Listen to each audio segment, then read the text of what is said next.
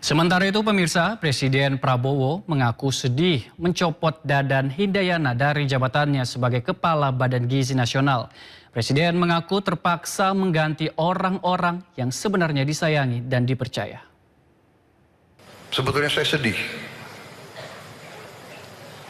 Saya tidak bisa tutupi bahwa saya dalam keadaan sedih. Karena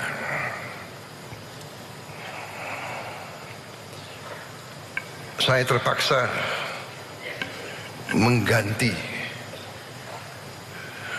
orang-orang yang sebenarnya saya sayangi. Orang yang saya percaya.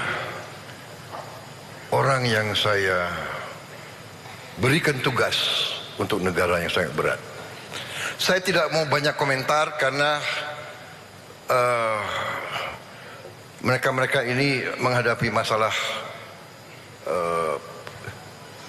penyelidikan hukum. Karena itu saya tidak boleh banyak komentar. Nanti seolah saya mempengaruhi. Tapi yang jelas mengganti mereka itu tidak ringan bagi saya. Tapi saya ingat kata-kata almarhum ayahanda saya, Profesor Sumitro, pernah mengatakan kepada saya, Prabowo, kalau suatu saat kau dalam keadaan bingung atau keadaan ragu-ragu, ingat, berpihaklah selalu kepada rakyatmu. Presiden Prabowo juga memberikan peringatan keras kepada para mitra program MBG untuk tidak melakukan penyelewengan dan korupsi. Prabowo memastikan akan menindak tegas mitra MBG yang membandel. Angkat tangan mitra yang yakin dia mitra yang baik. Angkat tangan.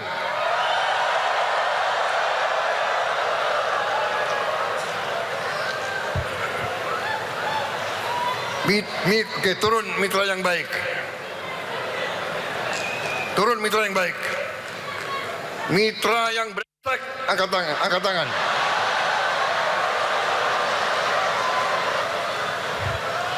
Mitra yang brengsek, angkat tangan.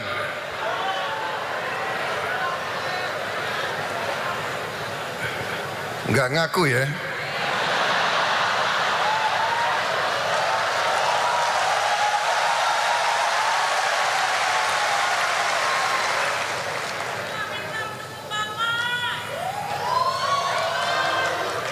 Saudara-saudara,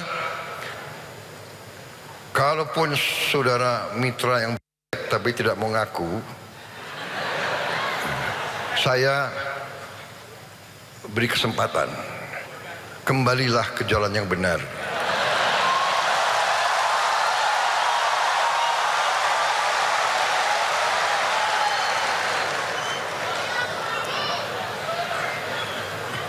Kembalilah ke jalan yang benar, dan kalau saudara yang cepat-cepat lapor ngaku, insya Allah selamat. Pemirsa, sebelumnya Wakil Menteri Imigrasi dan Pemasyarakatan Wamen IMIPA Silmi Karim menyerahkan diri ke KPK Rabu malam. Penyerahan Silmi diduga terkait OTT yang dilakukan KPK di kantor Imigrasi Jakarta Barat.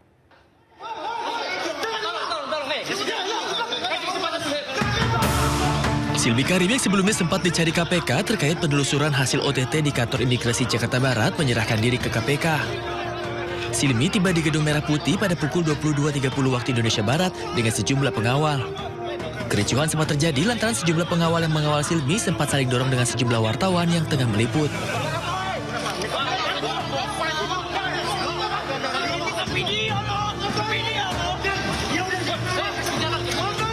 Saat memasuki gedung KPK, Silmi tidak banyak bicara dan enggan menjawab pertanyaan sejumlah wartawan.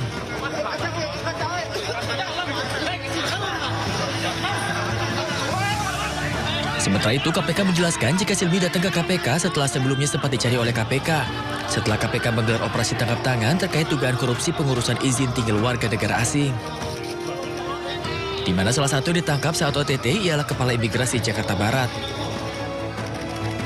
Bahwa Dari tadi malam tim melakukan kegiatan di lapangan, yaitu di wilayah Jakarta Barat, dan dalam perkembangannya tim juga saat ini sedang bergerak di lapangan di wilayah Bali dan juga Jawa Barat. Ada belasan orang yang diamankan dalam rangkaian kegiatan peristiwa tertangkap tangan kali ini, dan juga barang bukti yang diamankan.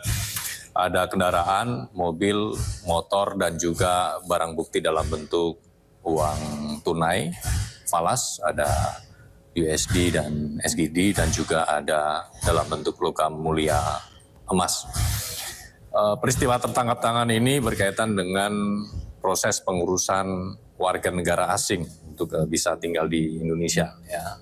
Kalau kita ketahui, untuk seorang WNA supaya bisa tinggal di Indonesia ada namanya kitab ya, kartu identitas tetap, ada juga yang sementara atau KITAS. Nah, dalam proses pengurusan tersebut. Salah satu pihak yang ditangkap ini apakah benar Kepala Imigrasi Jakarta Barat? Salah satunya itu. Adapun dalam operasi tangkap tangan yang dilakukan di kantor imigrasi Jakarta Barat, belasan orang ditangkap termasuk Kepala Imigrasi Jakarta Barat. KPK juga menyita setidaknya 4 unit mobil, 9 motor, dan 7 sepeda terkait kasus ini. Dari Jakarta, Tim Liputan, iNews melaporkan.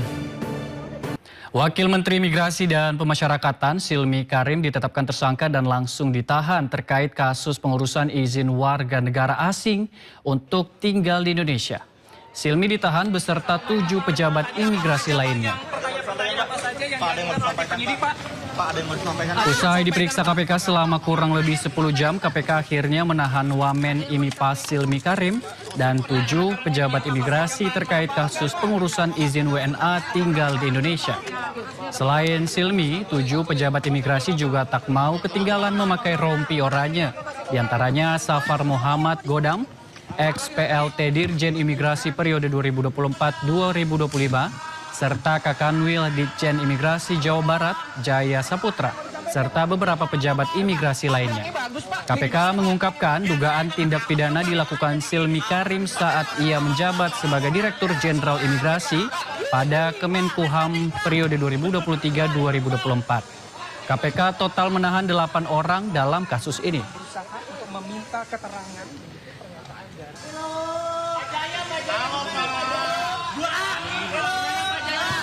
Pemirsa, sebuah mobil operasional program makan bergizi gratis menabrak rumah joglo kosong di Kabupaten Pati, Jawa Tengah.